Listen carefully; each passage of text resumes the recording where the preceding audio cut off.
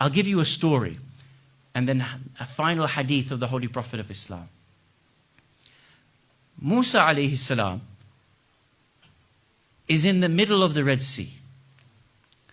And as the waves come crashing around and begin to swallow up Fir'aun and the army of Fir'aun, there comes a moment, according to our ahadith, there comes a moment when Fir'aun looks towards Musa longingly, in an extent of a hand, as if to say, "Oh Musa, save me from this moment."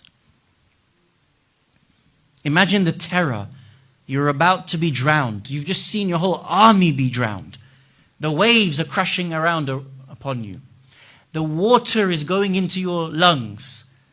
Fir'aun looks longingly for a moment of safety at the hand of Musa alayhi salam. Do you know what the hadith says? Musa alayhi salam turns his face away in disgust at Fir'aun.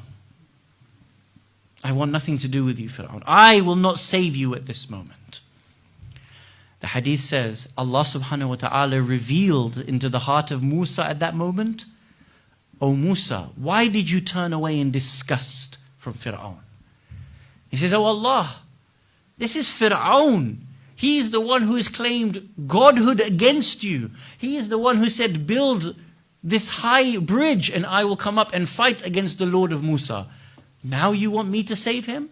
Now you want me to extend a hand to him and pull him out of the water that is drowning him and Fir'aun at this moment?" Listen to the response of Allah subhanahu wa ta'ala.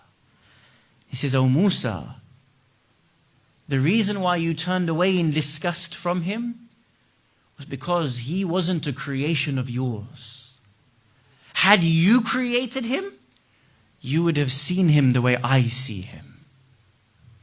And if Fir'aun had just called towards me and not you, I would have been the one to save him." Look at the difference between how we see people and how we see the world versus how Allah subhanahu wa ta'ala sees people and the world. Even Fir'aun, if he had called out to me, I would have saved him.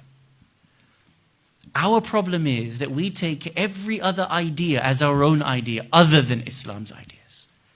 We divide, we separate, we make him to be black, we make him to be white, and then we buy into the very supremacist model of living that was first created to put you into slavery in the first place.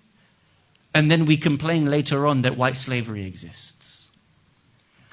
In the last sermon of the Holy Prophet of Islam, Rasulullah Muhammad sallallahu alayhi wa alihi wa sallam, the Prophet stated, there is no difference between Arab and non-Arab. Arab is not superior to non-Arab. Non-Arab is not superior to Arab. Black is not superior to white. White is not superior to black, except he who has the most amount of taqwa, God consciousness in the way of Allah subhanahu wa ta'ala. Allah doesn't see black and white. The Prophet doesn't see black and white. Allah never divided you into a superior race and an inferior race. He never made one group of people to be essentially better than another people. It was only about he who has greater piety and justice within them as a soul. The more you and I buy into these ideas that race exists, the longer you and I will perpetuate the very ideas and foundations that white supremacy uses in order to be able to say that you are less than someone else. It requires